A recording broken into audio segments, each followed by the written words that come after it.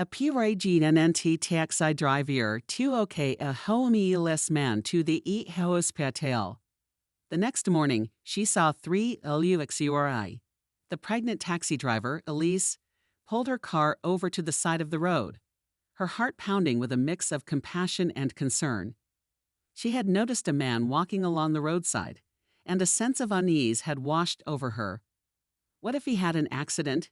She watched through the rearview mirror as the man approached, his gait slow and unsteady. As he drew closer, Elise realized he was an elderly man, perhaps 70 years old, his clothes worn and disheveled, suggesting he had spent many nights on the streets. Hesitantly, Elise stepped out of her car, her swollen belly making it difficult to move quickly. She wanted to get a closer look to see if she could help. The man, his legs trembling with weakness, stumbled and fell to the ground. Without a second thought, Elise rushed to his side, her pregnancy making it a struggle, but she managed to help him to his feet. "Are you okay, sir?" she asked, her voice laced with concern. The man, a bit confused, mumbled his thanks. "It seems you need some assistance," Elise said gently. "Let's take you to the hospital." He seemed unsure, hesitant to get into her car. "I don't have any money, ma'am," he said, his voice barely a whisper. "I can't pay for a ride." Elise smiled reassuringly. "Don't worry about that today," she said.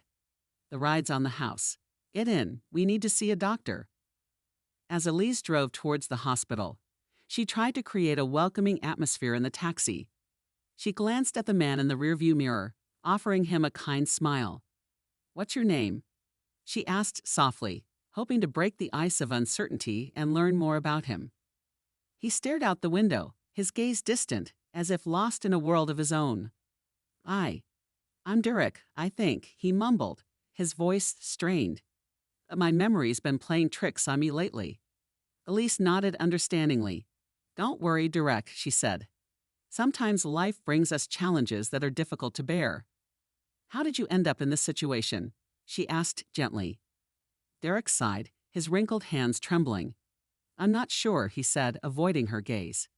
He answered Elise's questions with few words, his confusion extending beyond what might have been caused by his fall. Elise felt a pang in her heart, imagining the stories Derek carried with him, stories that had been lost to his fading memory. "Well, you're not alone now," Elise said, her voice filled with warmth. "We're on our way to the hospital, and there we'll figure out the best way to help you." Throughout the drive, Elise continued to talk to Derek, trying to piece together the fragments of his lost story, to understand why he had been walking alone on that cold morning. When they arrived at the hospital, Elise helped Derek out of the taxi, carefully guiding him through the entrance. The imposing building, with its bright lights and bustling activity, stood in stark contrast to the humility of the taxi and Derek's situation. Elise approached the reception desk, where a nurse greeted them with a warm smile. "How can I help you?" the nurse asked. Elise pointed to Derek. "This is Derek," she explained. "He had a fall, he's hurt, and he needs care." The nurse nodded understandingly, instructing them to wait in the waiting room. As Derek settled down, his eyes, once dull, now lit up with a mixture of admiration and curiosity. He gazed at the bright lights and the activity around him, as if a distant memory, long forgotten, was trying to resurface. Minutes stretched into an eternity. Finally, a doctor called their names. Elise stood up, accompanying Derek to the consultation room. She recounted to the doctors the circumstances in which she had found Derek, her voice filled with concern.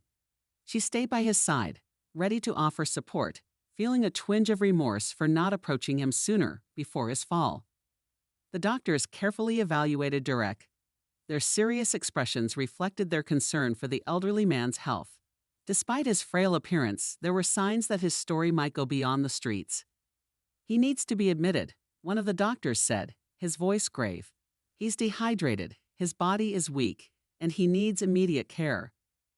Derek listened attentively, his eyes fixed on the doctor's face. Another doctor, surprised, observed Derek's condition. "It's curious," he said, his voice laced with intrigue. "Despite the conditions he's in, he doesn't seem to have lived on the streets for long. His teeth are well cared for, and his skin, despite showing signs of a difficult period, doesn't reflect the harshness of a lifetime of adversity.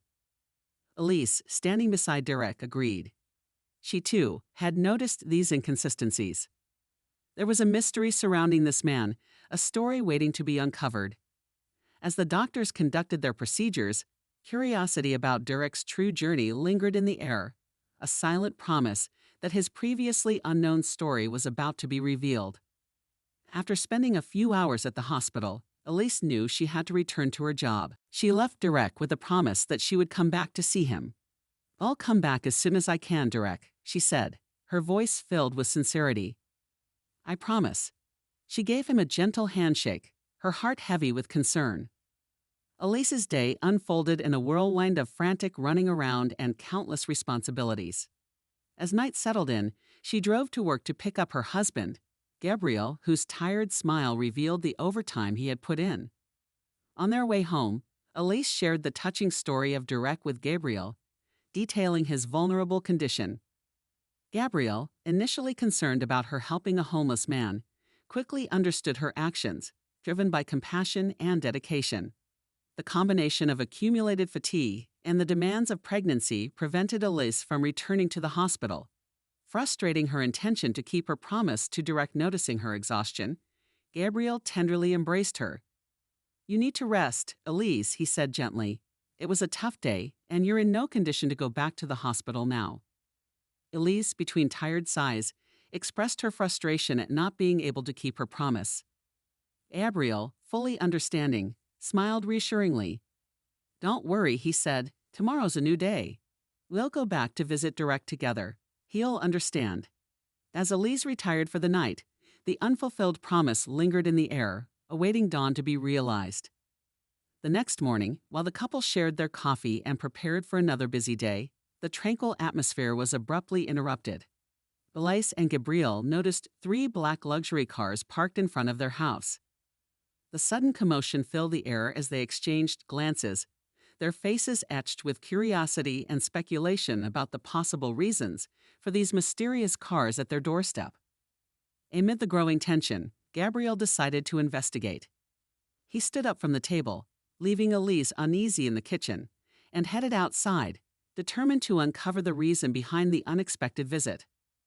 Elise and Gabriel watched uneasily as the door of one of the black luxury cars opened, revealing an impeccably dressed man. He stepped out, accompanied by 2 other men, their postures confident as they approached the entrance of the residence. Upon meeting Gabriel, the man addressed him with a determined look and immediately inquired about Elise. Gabriel, cautious of the unknown visitor, asked about the purpose of the visit and the reason for speaking with his wife. The man, maintaining a serious expression, confirmed that Elise was the same person who had taken an elderly man to the hospital the previous day. The tension in the scene was palpable. Elise, overhearing the conversation from the kitchen, hurriedly left the house, her face showing concern and urgency. She was anxious for news about Derek. After a few minutes of conversation, Elise and Gabriel, taken aback by the shocking information about Derek, were led to the car. The other 2 vehicles joined the convoy, and the journey to the hospital commenced. The day before, after Elise left Derek in the care of the doctors, they were faced with the puzzling circumstances of a situation that didn't fit the usual patterns. Derek's well-maintained personal hygiene and the evidence that he possibly hadn't been living on the streets, coupled with his clear memory loss, led the doctors to decide that it was necessary to involve the authorities. While the healthcare professionals provided the necessary care, they sought external help from the police to unravel the mystery surrounding the story of this man who, for some unknown reason, had arrived at the hospital under Elise's attentive care. The police investigation began. The officers decided to explore the list of missing persons. During this meticulous search, they came across the profile of a man who bore a remarkable resemblance to Derek. Surprised, they discovered that this man had disappeared from another city, leaving behind a family anxiously waiting for his return. Moved by this discovery, the police decided to contact the missing man's family, eager to provide long-awaited answers. The news of Derek's possible identification brought with it a complex plot that began to unfold in unexpected ways. The reunion with the family shed light on the mysteries surrounding Derek's life, or rather, Wesley's life. Wesley was a prominent businessman who had dedicated his life to work. But in recent years, he had handed over the reins of his company to his eldest son, Marissa. When his youngest son, Trevor, fell ill, Wesley, who had spent so many years of his life inside the office, realized the need to be more present in his son's life. He decided to resign from his job to accompany Trevor to his consultations, exams, and treatments. The trauma caused by the loss of his youngest son resulted in memory loss, which doctors diagnosed as dissociative amnesia. This led Wesley to have mental confusions, his brain blocking out some painful memories. One day, in a moment of distraction from his family who were still dealing with grief and Wesley's new circumstances, he left home. Guided by his oldest memories, he headed to the city where he had spent his childhood.